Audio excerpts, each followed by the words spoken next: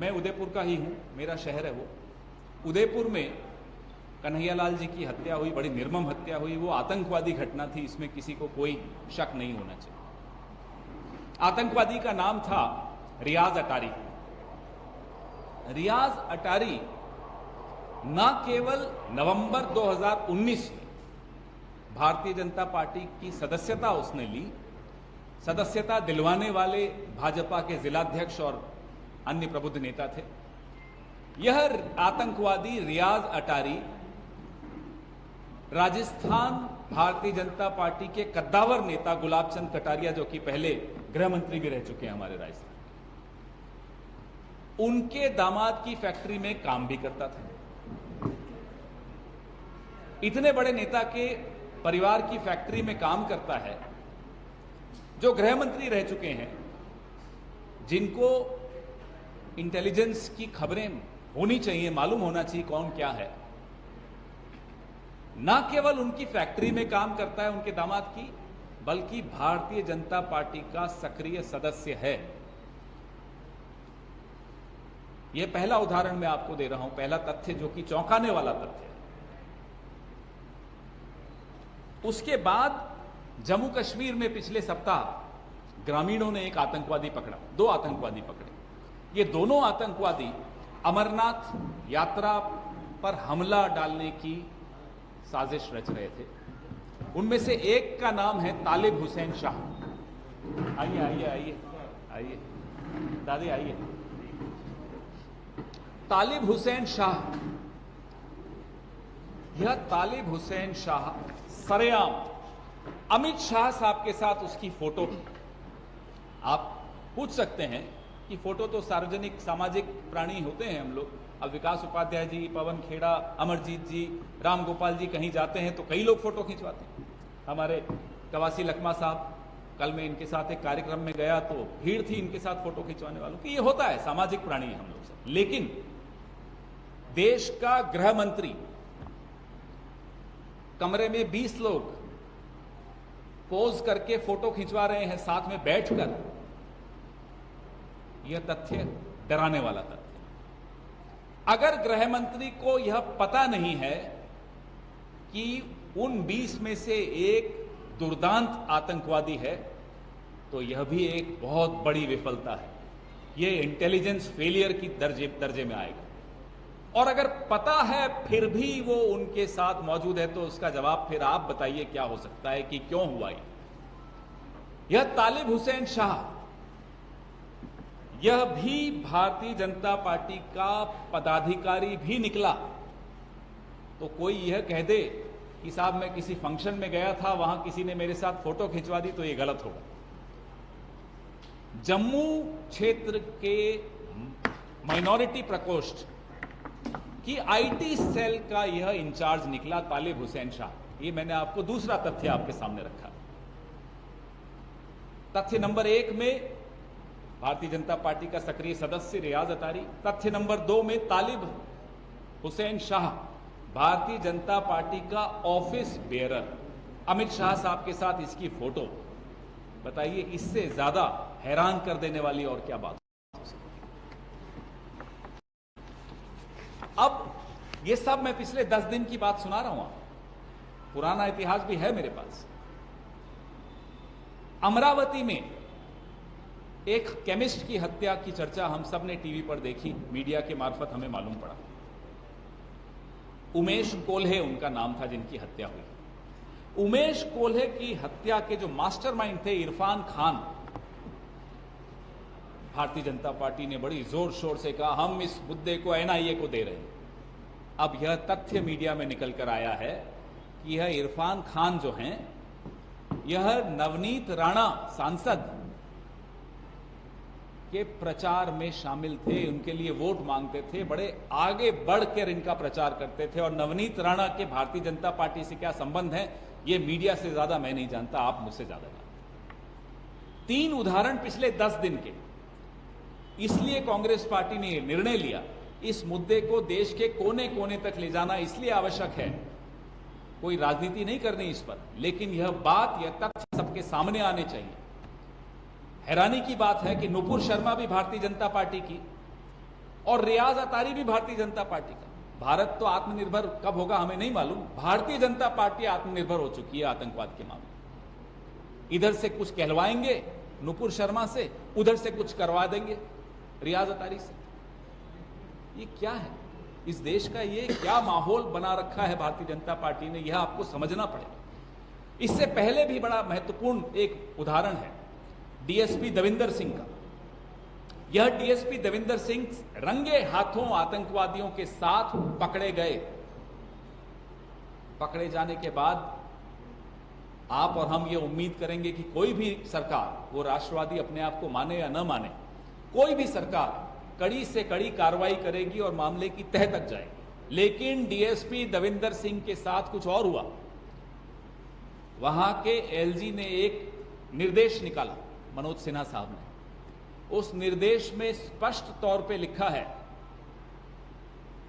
कि इनको नौकरी से बाहर कर दिया जाता है, लेकिन राष्ट्रहित में यह आवश्यक है कि इनके खिलाफ कोई जांच नहीं की जाए। ये कौन सा राष्ट्रहित है, मैं इनसे पूछना चाहता हूं। कोई बच्चा भी आपको बता देगा कि राष्ट्रहित में यह आवश्यक था कि उनके खिलाफ कार्रवाई होती, जांच होती, उनके तार कहां कहां देश या विदेश में जुड़े हैं वो सब कुछ सामने आता। लेकिन भारतीय जनता पार्टी के बनाए गए मनोज सिन्हा नामक एलजी ने, उनको भी ऊपर से निर्देश होंगे, मैं उनका नाम लूं अकेला ये अच्छी बात नहीं है। ऊपर दोवल साहब हैं, ऊपर अमित शाह साहब हैं, ऊपर मोदी साहब हैं। हम तो इन सब से सवाल पूछते हैं, कठपुतलियों से क्या सवाल पूछना। जिन लोगों के हाथ में इन कठपुतलियों की डोर है, हम तो उनसे सवाल पूछते हैं और उम्मीद करते हैं कि यह भी कठपुतली नहीं हो कहीं। जिन तीनों का मैंने नाम लिया, हमें तो अब यह भी डर है कि साहब यह भी कठपुतली है और इनकी डोर कहीं और ही है, तो और ज्यादा गंभीर हो जाता है मामला।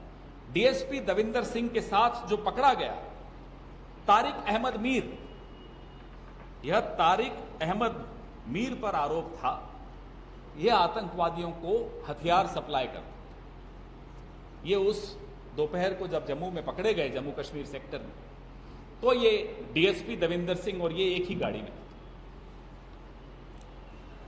लेकिन जांच ही अगर रोक दी जाए तो आप बताइए कि इस देश के मीडिया को, इस देश के नागरिकों को, हम सबको कैसे मालूम पड़ेगा कि इस मामले की तह तक जाए बगैर तो नहीं मालूम पड़ सकता कि कौन कौन शामिल।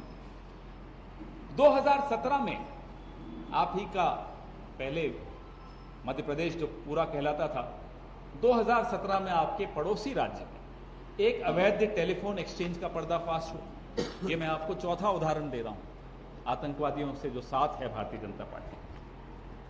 आईएसआई के साथ जिनके तार जुड़े हुए थे, ऐसे 11 संदिग्ध लोगों को गिरफ्तार किया। इनमें से एक भारतीय जनता पार्टी की आईटी सेल का सदस्य ध्रुव सक्सेना था। ये आईटी सेल का आतंकवादियों से क्या रिश्ता है मुझे नहीं समझ में आता।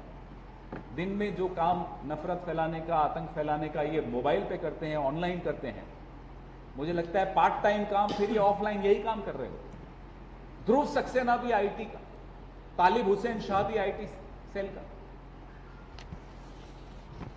2 साल बाद मध्य प्रदेश में 2019 में टेरर फंडिंग के आरोप में बजरंग दल के एक नेता बलराम सिंह की गिरफ्तारी हुई। नुपुर शर्मा भारतीय जनता पार्टी की, रियाज अतारी भारतीय जनता पार्टी का, और टेरर फंडिंग भी भारतीय जनता पार्टी के अपने ही लोग। इसीलिए कहता हूं ये आत्मनिर्भर भारतीय जनता पार्टी, इसको किसी की आवश्यकता नहीं है, खुद ही सब कुछ कर लेते। 2017 में निरंजन होजाई असम के भारतीय जनता पार्टी के नेता हैं, ये प्रेस रिलीज में आपको दे रहा हूं तो ये सारे डिटेल्स इसमें हैं। इनको विशेष अदालत ने आतंकियों को आर्थिक मदद देने के आरोप में उम्र कैद की सजा सुनाई। एक और अपराध सिद्ध व्यक्ति है, आतंकवादी है, उसको टिकट दे दी साहब भारतीय जनता पार्टी। मैं आपके चेहरों पे थोड़ी परेशानी भी देख रहा हूं और हम सब बहुत परेशान हुए। ये हम लोगों ने एक दिन बैठ के रिसर्च की तो एक के बाद एक 8 उदाहरण मिल गए। 3 तो अभी ताजे उदाहरण हैं और कुछ थोड़े पुराने। मोहम्मद फारूक खान, यह मसूद अजहर साहब के शागिर्द हैं। मसूद अजहर का शागिर्द मोहम्मद फारूक खान इनको स्थानीय चुनाव में वार्ड नंबर 33 श्रीनगर में भारतीय जनता पार्टी ने टिकट दी। कोई ये नहीं कह सकता कि भारतीय जनता पार्टी के नेताओं को मालूम नहीं था कि ये मोहम्मद फारूक खान के रिश्ते किससे क्या है और मोहम्मद मसूद अजहर से क्या रिश्ते हैं। सबको मालूम, पूरे कश्मीर को मालूम था, वहां के मीडिया को मालूम था, वहां की इंटेलिजेंस एजेंसीज को मालूम था, और हम में से कुछ जो पढ़ने लिखने का बहुत ज़्यादा बीमारी है हम जैसे लोगों को, हमको मालूम था। लेकिन उसको टिकट दी और ये जम्मू कश्मीर लिबरेशन फ्रंट और हरकतुल मुजाहिदीन का सदस्य रह चुका है। ऐसे आदमी को आपने टिकट दे दी। और याद दिला दूं, वैसे आपको सब याद रहता है, मसूद अजहर को कंधार तक छोड़ने भी भारतीय जनता पार्टी के नेता ही गए थे, और उन नेताओं के साथ एक और व्यक्ति भी था जिसका नाम है अजीत डोवल, आज जो राष्ट्रीय सुरक्षा सलाहकार हैं, यही गए थे। उस मसूद अजहर ने पार्लियामेंट पे उसके बाद हमला बोला था। उसके बाद जितनी आतंकी घटनाएं इस देश पर हुई हैं उसमें मसूद अजहर का सबसे महत्वपूर्ण योगदान था। मैं इस पर ज्यादा टिप्पणी नहीं करूंगा, इस जो भी मैंने कहा उसमें, लेकिन मैं ये आप पर छोड़ता हूं, जानकारी आप प्राप्त कीजिए और सवाल पूछिए भारतीय जनता पार्टी से कि साहब ये रिश्ता क्या कहलाता है। ये जरूरी है, इस देश के लिए जरूरी है, मेरे और आपके आने वाली नस्लों के लिए जरूरी है, क्योंकि आज जो घिनौना खेल इस देश में चल रहा है, हो सकता है कोई पार्टी उससे चुनाव जीत जाए, लेकिन देश हार रहा है, यह हमारी चिंता है। चुनाव चलते रहते हैं, हमने कई चुनाव जीते हैं और हारे हैं, चलता है, कोई दिक्कत नहीं है, ये राजनीति है, ये लोकतंत्र है, हार जीत चलती है। लेकिन चुनाव जीतने के लिए क्या आप समाज में नफरत पैदा करेंगे? क्या आप इस तरह के लोगों को शरण देंगे? क्या आप इस तरह के लोगों को सदस्यता देंगे? क्या आप इस तरह के लोगों का उपयोग करेंगे? यह प्रयोग है, उपयोग है, संयोग है, क्या है ये?